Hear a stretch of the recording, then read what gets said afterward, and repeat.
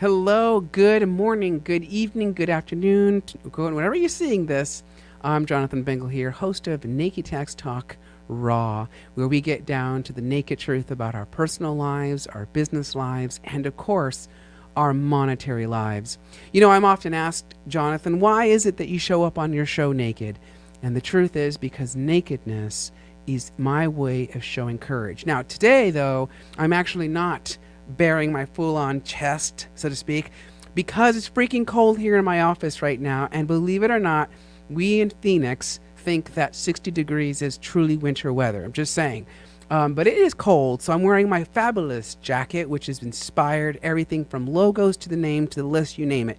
So needless to say, so that's why I picked the word naked, because it really does represent our courage to overcome the things that bring us down, and then we can rise up and raise ourselves to a whole new level, babies. That's what it's about. And without further much ado, so to speak, I am super excited to bring on a guest today. Her name is Corianna Lee, and she actually is a dancer. She actually, I believe, has a degree in dance, went to ASU, I believe. And she also happens to represent the Combs Theater here in, I think it's in Chandler. She'll correct me in a minute. And really what we want to talk about today is anything and everything, as we all know. But we're going to talk a little bit about tax credits and how it incentivizes us to give to charities, and how Arizona specifically has these laws in place to incentivize us to give to organizations such as the Combs. So with that, without much further, I'm going to bring her on. So Corianna, get in here. And Hi. welcome to Naked Tax Talk. And just go ahead and just tell the world who you are. And before I do that real fast, if you're watching right now live, this is an interactive program. So please, you can leave your comments. Let us know you're here. Let us know you're watching, likes, all that little fun stuff. If you've not subscribed to my channel, please do so. Like us, hit the alert button so we get on here and give some fun, amazing information. So Corianna, I pass it on to you. Well, thanks, Jonathan. Thank you for having me today. I'm really excited to be here. So yes, I represent the Combs Performing Arts Center, and you're right, I have a degree in dance from Arizona State University, and I have spent 18 years as an educator in Arizona public school systems, where I've taught dance, drama, technical theater, and then I have a master's degree in special education as well, too. So I've been doing a little bit of everything, but I've been a venue manager for about 9 years now, in addition to teaching. So I'm really excited to be at Combs, because there I actually am just the venue manager. That's great. Well, it's so cool to know that you're a fellow teacher. So that's awesome possum. I actually got my master's degree as well in education, and actually fulfilled my life's dream, which was to be a teacher. In fact, my mom, she watches my show. She's one of my diehard fans. Hi, Mom. Nice to see you on here. And she used to say when I was a little boy that I was her little maestro. So I totally get what this is great. It's just great to know there's a fellow teacher on here. So Corianna, tell us a little bit. So you're a dancer. You taught dance. Is that what you said? Yeah, so I taught dance in the Arizona public school systems, as well as drama and technical theater. I started off, my main goal was to be a dance teacher, a high school dance teacher. All right. And I achieved that at the very young age of about 22 years old, with my first teaching job that was under my high school dance teacher. Oh my So God. she got to be my mentor teacher, which was fantastic. Okay, well, don't look at my pirouettes because they're terrible, right? Like, so my husband says I have terrible feet when I try to dance. So, you know, because he too actually does choreography. So, Oh, wow. yeah, so he knows a thing or two about dance. I've learned through him by, his observations. But that's really cool. So you taught dance, and then how did you end up going from like teaching dance to working at a theater? That is a really fun evolution. I started off as the choreographer for some community theater programs, as well as some of the high school theater programs. And then they opened the school district I was teaching for at the time opened a new high school, and they said, hey, since you're certified to teach dance, you can teach drama too, right? And I went, I'm not sure. And so much like anything in public education, you kind of learn how to be a little bit of a Swiss Army knife, where they start throwing things at you and say, hey, you can do this too, right? And you're like, well, let's see. So in that process, I just kind of picked things up along the way as things kind of got thrown at me, because then I changed districts for the opportunity to manage the Coolidge Performing Arts Center. And in the midst of that, I was working there part-time, and I'm like, I can focus on community theater and really building up the center. And they're like, we need you to teach drama. And I went, okay. And then their dance teacher left, and they said, well, while you're doing that, can you teach dance too? And I'm like, okay, I can do that. And then after that, they're like, well, we need you to teach technical theater. And I went, okay, I think I can do that. So I managed the venue. I worked with the community in addition to, and started a nonprofit foundation out there, in addition to running the dance program, the drama program, the technical theater program, all of which had to be 100% self-sustaining. So I spent a lot of time with fundraising, donations, grants, and whatnot too, as well as looking for grants and funding for the Performing Arts Center. Oh my gosh, that's great. So let me ask you, what does dance mean to you? Oh, that is a great question.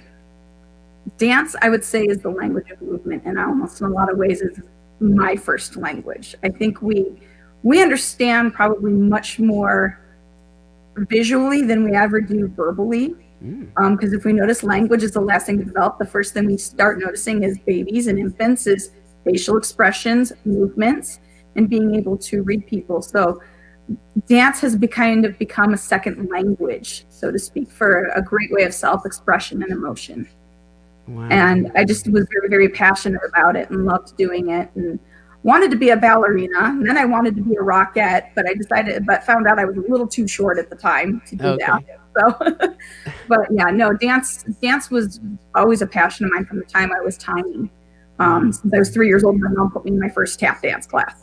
Oh my gosh, that's great. So how did the teaching side of it, like how did you know that, okay, I'll probably go into teaching in combination with dance? Like, where does that come from?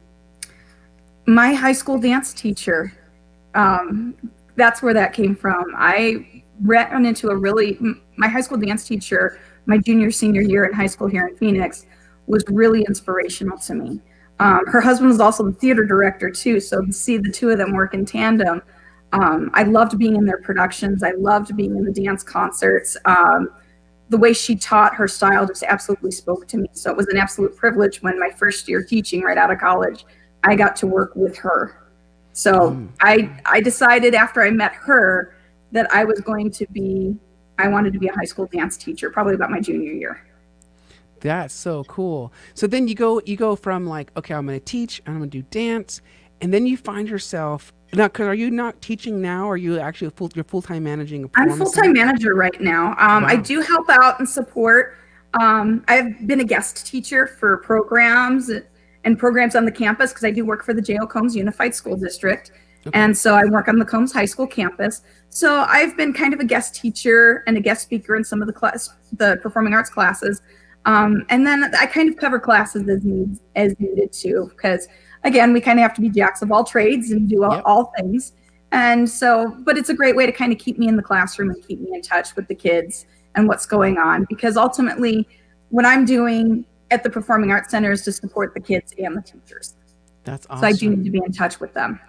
So tell us a little bit about the Combs Performing Center. So for those of you that live here in Arizona, this will be a little more territorial, I guess, today, but maybe not. Maybe you live somewhere else in a different state and you have extra cash that you'd like to donate, right? Ooh la la. And it turns out that federally speaking, Uncle Sam says, I don't care where you put your money for charity, as long as you do. And then you may be able to deduct it off your taxes, assuming the standard deduction has changed. But the reality is I could live in New York and still donate to the Combs Theater if I want to, right? So tell us a little bit about the Combs Center and what it is and who does it serve and all that kind of fun stuff. Okay, so the story behind the Combs Performing Arts Center is a very interesting one. Combs High School has actually been in existence for about 10 years, the current campus that we're on. And they had a very robust performing arts center, performing arts programs that didn't have a home. And they were promising the performing arts teachers would build a center, but they had to get a voter bond approved. So they've gone out for several bonds. They failed. In fact, one of the last ones I was told failed by something to the tune of 17 votes. So if you think your vote doesn't matter, it absolutely does. They thought they had it, And in a recount, they determined that it was 17 votes in favor of not building the center. So the drama teacher and his students went out and knocked doors to get people to support the next bond to get the Performing Arts Center built, and it passed by 30 some odd votes. Wow. Everybody's vote matters, especially in these local elections. And so this is a beautiful theater that the bond was passed in 2016. Construction started in 2017, and it opened for school usage early in January of 2019. They weren't supposed to have the building until July. And I was hired in the spring of 2019. We opened as a community performing arts center in September 2019 and promptly closed with COVID the second week of March of 2020 after about 75 events between school and community events. And the promise that was made to the community and the voters was, it's not just going to be a high school performing arts center. The whole district will have access to it, as well as the community will have access to it. And in turn, we've really done our best to keep that promise to the community. So we've supported other youth programs, such as other dance studios and children's theaters, who also happen to be small businesses struggling by renting our spaces at an hourly rate when they normally couldn't afford a storefront. And so one studio, for example, that we had last year, they came to us after they'd lost the building. The building they had, their enrollment had dropped, and then the building they were in had been condemned by the county, and their landlord didn't want to bring it up to speed. And so they were desperate for a space and were able to rent from us last year. Oh, wow. And start to rebuild their enrollment and rebuild their programs. And when they were renting from us, they were renting a state-of-the-art dance studio. They weren't renting just the main performance hall. We also rent our Black Box Theater, which has been used by our children's foundation, our children's performing arts groups. And these are all nonprofit foundations too, that are just out there to serve the community. And so we rent our space and we serve it. And so it's a chance for us to showcase the talent we have in the community, as well as to serve the community and ultimately serve the students and teachers in the Combs District in the Santan Valley area. So it's a great way for community outreach. That's great. So now let me ask. So the school, so because my brain, so the tax brain's kicking in now. See, so this is like the look of the tax brain going, right? So let me ask. So the Combs Theater, is that technically part of the school district, or is it legit its own separate entity onto its own? It is part of the J.L. Combs Unified School District. So I am a school district employee. Ah, okay. So for example, and so I want to bring up two things, right? Because this is we're about to talk to you nonprofits. So let me explain this, right? So I happen to be a co-founder of my own nonprofit that we formed now a couple years ago called the Phoenix Renaissance Orchestra, and it's for, so shameless plug, and it's for 30 plus year olds that used to play their string instruments in high school. Life got in the way, and now they want to reconnect with their instruments. So we have our group are made up of mostly elderly people like myself, because I'm up there in that age. And most of us are 30 or over. And some of us have just played our instruments for just we have one violinist that had just learned how to play and had 9 months under her belt. And people that were virtuosos in other orchestras that joined. And the reason why I created this with my friend Achilles is because I realized that people like me love to play instruments, but we're not virtuosos per se, you know? And what we found is that our group grew from like just the 5 of us to now I think we're up to 20. And if COVID allows us, we'll get back together and bring this together. But the one issue that a nonprofit faces, a small one that they face, is where to perform. And it's great to know that there's such an organization like you that says, hey, listen, for a fraction of the price, you could come out to us, because I've actually seen pictures of the Combs Theater, right? Come and enjoy our space, right? With the lighting and the sound and the comfortable chairs and right, all of that stuff. And that as a nonprofit, that can be very difficult to accomplish, especially if you're in the arts and you're a nonprofit, right? So if you're a nonprofit listener right now and you're thinking, okay, when COVID is finally up and over and you're here in Arizona and you're looking for a space, you got to contact Coriana, right? And we do. We actually have a nonprofit rate versus a for-profit rate. So we do want to work with the nonprofits. That's awesome. So first of all, before we get any further, this is her number, yo. You want her digits? Here they are. 480-882-3540, extension 7591. So if you want to get on the phone, you want to call her, talk to her, and see what you can do for your own nonprofits, this is great. Because as a nonprofit, by the way, let me say this too. Just because we use the word nonprofit does not mean that we're poor. Think about that for a moment. A nonprofit does not mean you're poor. What it means is that you're exempt from paying taxes on the profits that you're making. Interesting, right? Interesting. And the reason why is because the intention is different. You see, when it comes to a for-profit business, the intention is to make money, make a profit, and Uncle Sam wants a little bit of that piece of the pie. And if you don't proactively plan with a certified tax planner like me, you can end up paying too much, right? But if you're a nonprofit, Uncle Sam also realizes this too, right? Because he's like, it's all about the money, which is great. And I'm going to let you deduct the cost to go to a theater and set you up so you can perform, right? If I'm a for-profit situation. A nonprofit is different because the IRS fundamentally also understands, right, Kriana, that like we still need to create community. We still need to create a safe space for people to come together and unite. Because what fun is it if we're making all this money and we don't have a community? Am I right? You're absolutely right. And that was the whole goal, is to build and enhance the community here in the Santan Valley area. And so, yeah, we're in Santan Valley. We're just outside of Queen Creek, and we're about 7 miles south of Apache Junction. So we're this nice little island out here. And this was an area that definitely was underserved and needed to have a space to come to. And so yes, awesome. We wanted to build that community. We wanted to build that arts community, especially having that such a robust one within our school district as it was.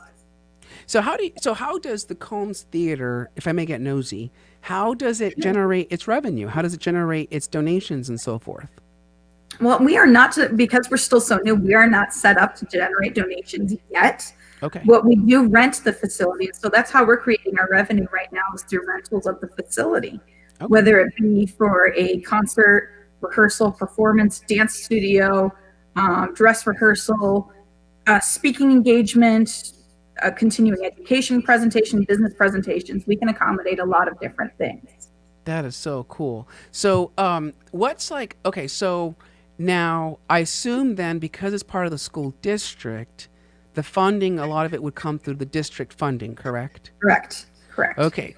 So, because we talked about this a little bit and we said, okay, well, how can we connect this to taxes, right? So, you want to get a little dirty? Let's get a little dirty. Let's get a little dirty. Okay.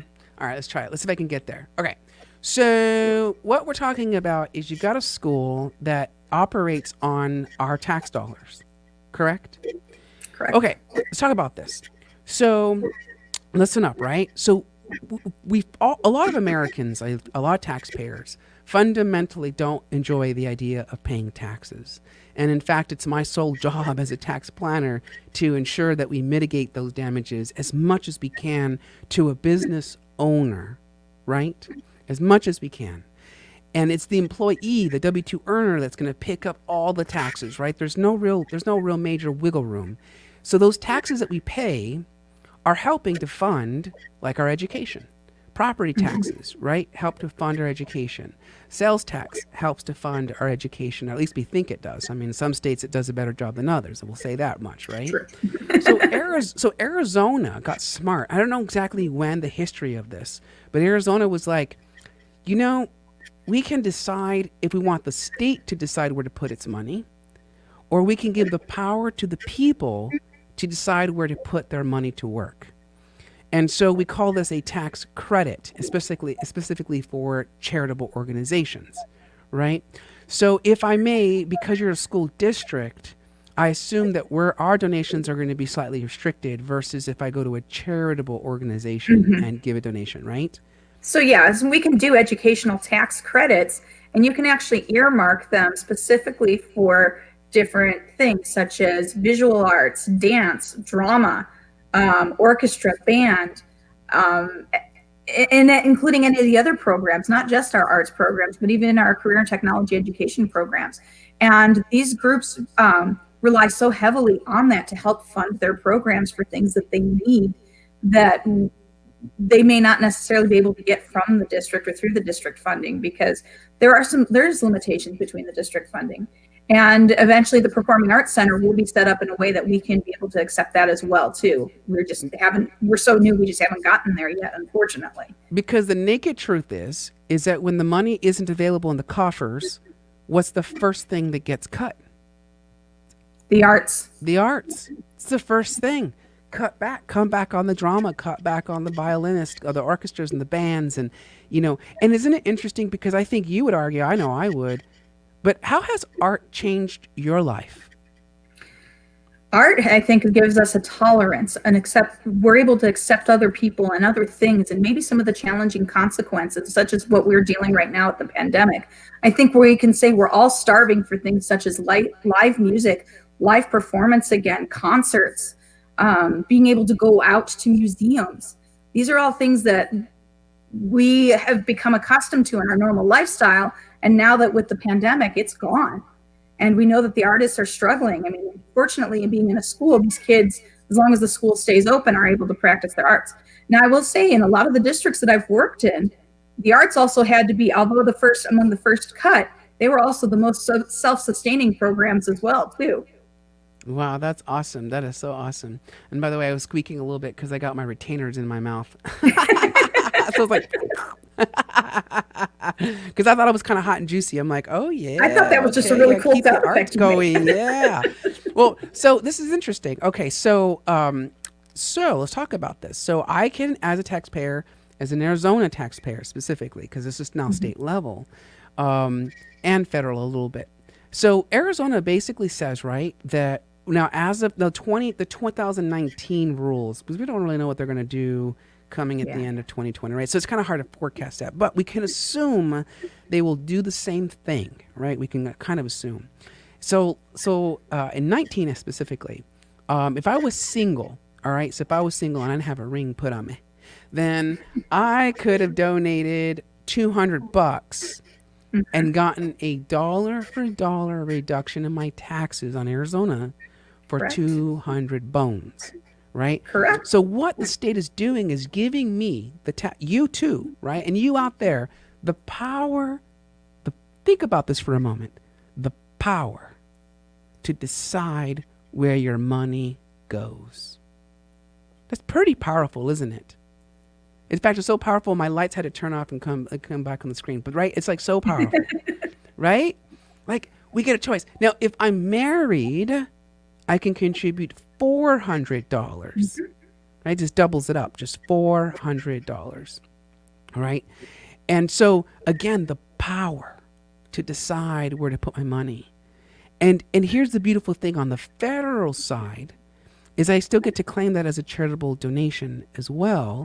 But in the following year, I'm not allowed to claim it again. There's a carryover rule here. So again, I don't remember all the exact same rules. But the point is if I do it this year, I can't carry it forward. Blah blah blah. The point is that the tax credit is more powerful. Let me restate this: the tax credit is more powerful than the deduction. So the deduction, charitable deduction on a Schedule A, if you itemize, it cuts a percentage down on my taxable income and thereby reduces my taxable income.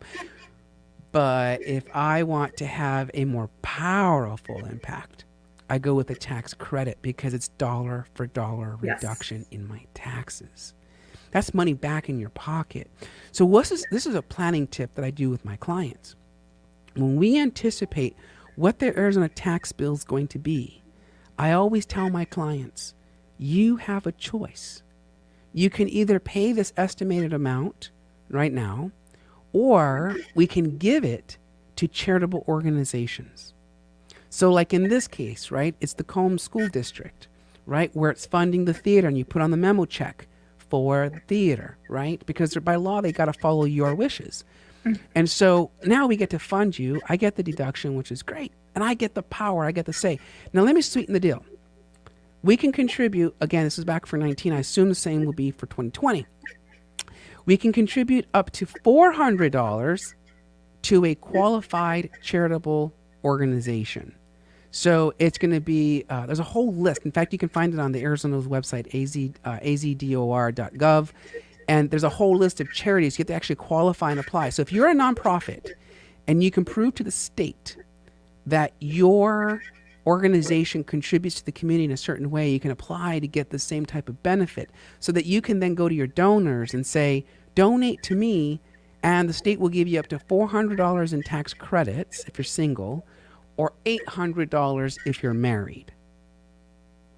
So it's another way for us to go get more money, and again, to incentivize people to give us the money, right? So that we can put it into our charitable organizations. Now, this is interesting because this is how tax, would you like to know, Coriana, how tax impacts our lives? Yes. Let's start with the bedroom. So it turns out that Uncle Sam does not like it when people, so people who are single, he's like, okay, cool, like you're single, like that's cool. You get married, he loves it when you get married. He's all about it, right? So doubles up everything. You typically can have things like, let's say one spouse doesn't really make a living and the other one does, but yet you get all the benefits of a married couple, right? So that's how he impacts the bedroom. So the second way he impacts the bedroom is he goes, oh, me and my spouse got into a spat.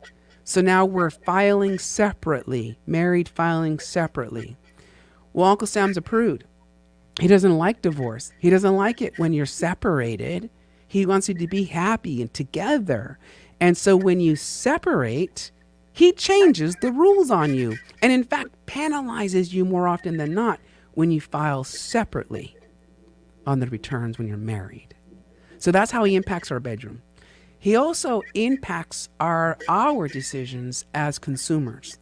So for example, in Arizona, anti-Arizona influences where we put the money. So like this. Just think about this for a moment. And this is no dig at what I'm about to say. It's just the facts.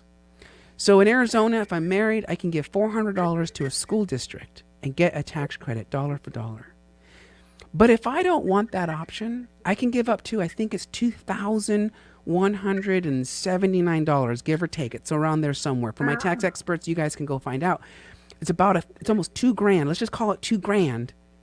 And I can give it to a private school and get a $2,000 tax credit.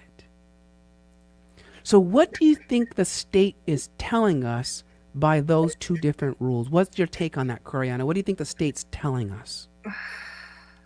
It's definitely some mixed messages for sure on that one. The state's telling us basically, we want you to go out and support this, but we want to support this one a little more than the other.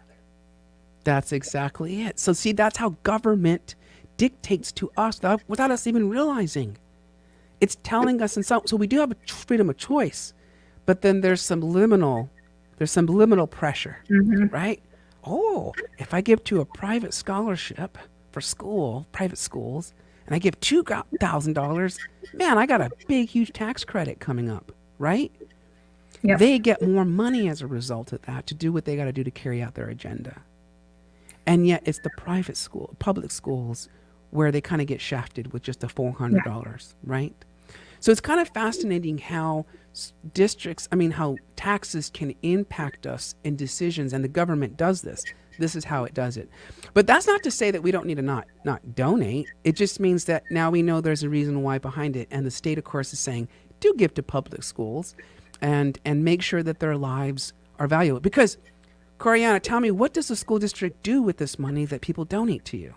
Oh, what don't we do with it? A lot of times, I mean, and when you talk about $400, for me being a teacher, $400, I can spread that 6 ways to Sunday. I will buy, as a dance teacher, I can buy some costumes with that. I can buy some classroom supplies with that. If we were trying to fundraise for a trip, that's a lot of the ways we're actually able to fundraise for our field trips and such, because we as clubs and organizations and groups, if we go on a field trip anywhere, we now have to pay for the transportation.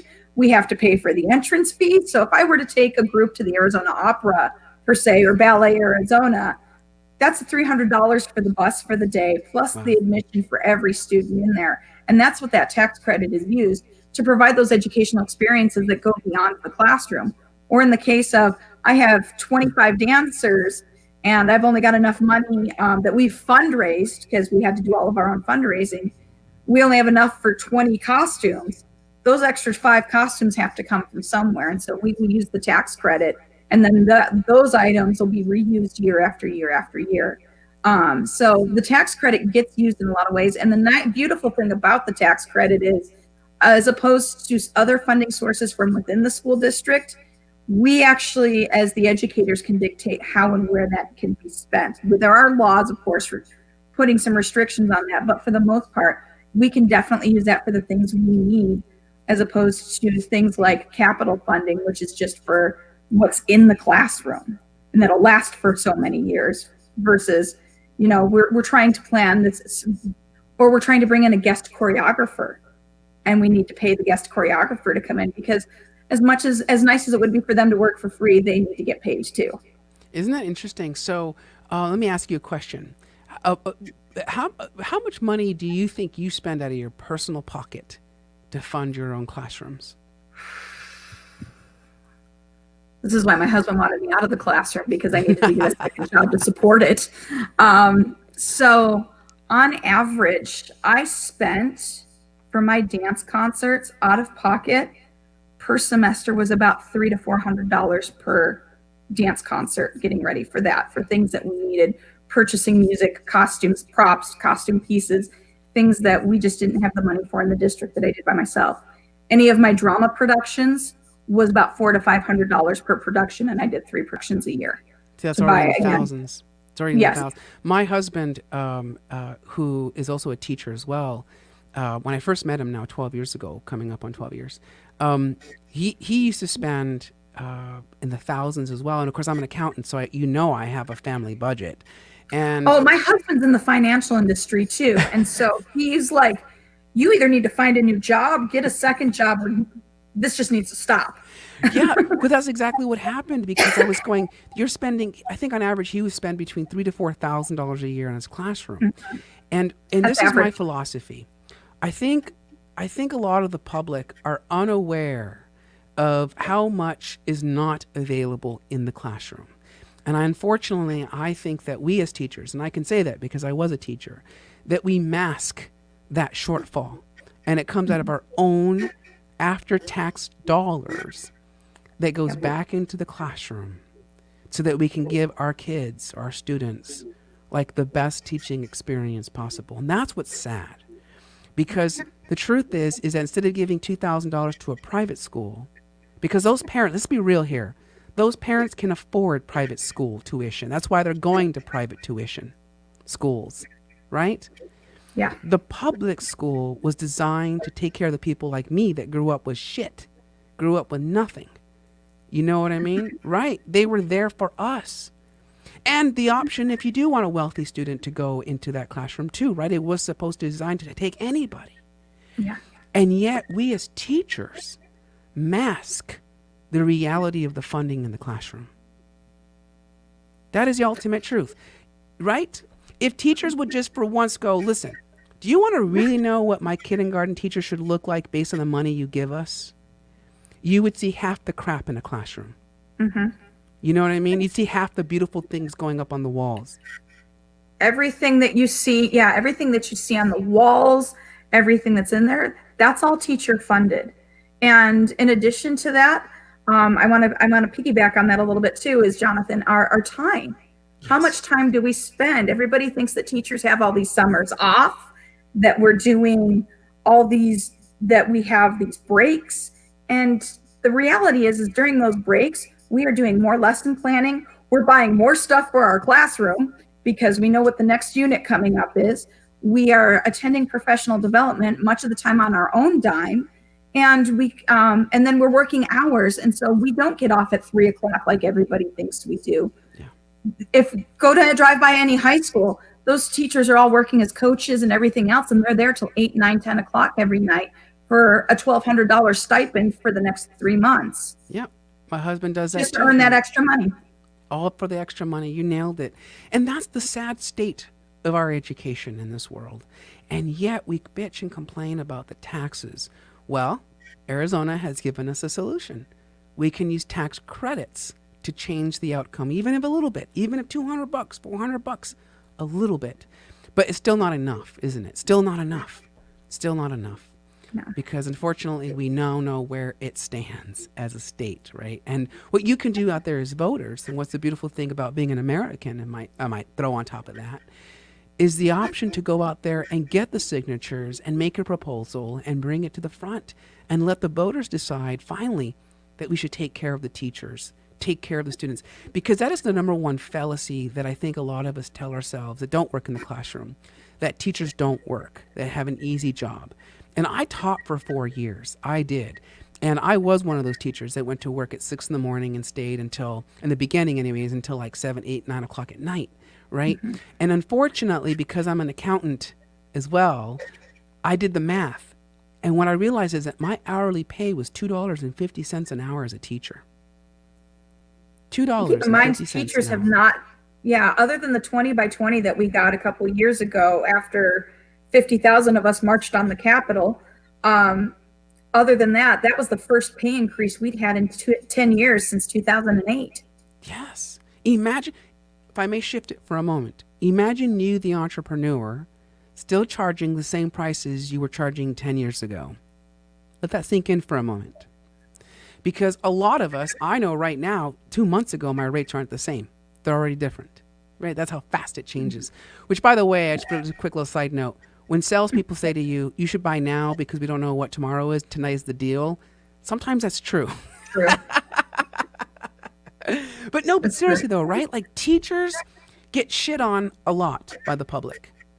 And it's sad because, take right now with COVID, for example, right? We're forcing the teachers into the cesspit, where they're now exposed. It's like as if you guys are the doctors and the nurses working in the hospitals and the front lines.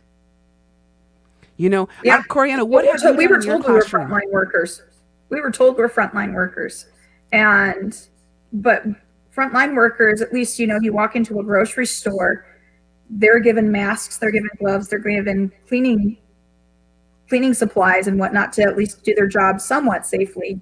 Doctors and nurses are given gowns and face shields and masks. We're providing our own. Yep. Again, we're back to our own. In fact, it's sad because we're there, and I get it because some parents would say, but my kid is missing out on the learning experience and the social experience and this and that. And the other day someone had said to me that they work really hard staying up with their kids and making sure they're doing their work and stuff. And we'll give credit where credit is due. But let's be clear, that's not teaching. That's not teaching. No. Teaching is where the teacher in the background that you don't see is staying up at night, 8, 9, 10 o'clock at night, thinking about what they're going to teach the next day or the next month. And then they're going to the different websites they're going to, and they're going to different videos and different everything, all to bring the child, the student, an experience so that they can learn and they can grasp, and so that they too can then turn into a productive citizen here in the States. And it's even harder with the online. And I'll admit that I'm a parent too. I have 4 kids of my own, and 3 of them have been online since last March. And I will tell you that it's easier for me to be in front of a classroom of people and be in person than it is to be sitting here behind the computer with my kids, trying to make sure that they are all on task and doing what they need to, but also to create lessons. Literally, when the pandemic hit, teachers were told on a Thursday, we're shutting down, and teachers were told Thursday nights by our district, be ready to be live Monday morning. You have to reconfigure your entire curriculum and everything you had planned. You don't know how long this is going to be. That's just crazy. And in 4 days, they did it. Yeah, and you guys as teachers, I mean, kudos and hats off to all of you, because you talk about adaptation, talk about adapters, and this is what you guys did. Because I know, like in my husband's case, right, he had to go from like teaching, like you said, in the classroom live with the kids, to an online platform, and then now in a hybrid platform. Yep. So some kids are coming in, some are doing it online, and this is the truth. This is the reality. We're asking our teachers to teach 2 different platforms at the same time. And that is virtually every district statewide, probably even nationwide at this point. And that's a lot, because it's like, it's like if you and especially students, right? Because they're always asking questions. Can I do this or confused, whatever, they're doing their work, da da da. Da. And I can only imagine, again, because I've been out of the field, because the universe put me here instead, um, is that it's kind of like managing the online experience with the physical in-class experience at the same time. So I told my husband, I was like, why don't you just treat like the in-class kids like your online kids, right? Like, why aren't they all online at the same time logging in? And then he shared with me they don't have the bandwidth for them to We had all be that at the same problem time too. in the school. Yep, we had that problem too. So so now your job has just gotten doubly more difficult. This is why people like the truth is that teachers are burning out. They're burning out. They're burning out. Faster than we did before. And then if you look at like an arts curriculum, which relies so much heavily on that human and in-person connection, and now we've got to convert it to virtual and still keep that meaningful experience, it's a lot more difficult. It's hard to teach a dance class online and learn online from a dance teacher on a screen or a theater teacher on a screen when you can't interact with them directly or get that immediate. You can get the immediate feedback, but it's not quite the same as that in person. And there's a whole other energy value that comes with the performing arts in general that does not translate over the screen. So with that, listen, we've got like 4 minutes. So this is what we got to do. Arts, music, painting, dance, you name it, all of that, it means something. It means something greater. I know for me, it changed my life. Corianne, I know it changed your Changed life. mine. And can you imagine a world without any of that? You know, I posted something the other day of a woman that she danced. She was the black swan on for Black Swan, right? And she's in her 90s or something. And they said, this is how we can prove that in Alzheimer's patients that music can connect the soul. And you know what's funny is that when I started my orchestra, I was joking about how to structure it, and I was saying we should turn it into a church, because if you want to form your own church, all you need is to have a deity that you believe in. You just have to have a congregation for you regularly meet with people that come and meet, and you have to have like a system like how do you get paid, right? The donations and all that other stuff. So check out my idea. I was going to call it, not sure yet I was going to call it, but it was going to be the faith of music. And the God, the deity, was time, because it's constant, right? Click, click, click. And the bishop were the bass, because they speak time, right? Brr, brr, brr, right? They keep the time. Brr, Cadence, brr. yes. And then the cellos are kind of like the archbishops, because they interpret the bass, the beat as well, but they also add their little flares, right? And then the violas are kind of like, I don't know, I'm not a Catholic, so I don't even know how this all works, to be honest with you.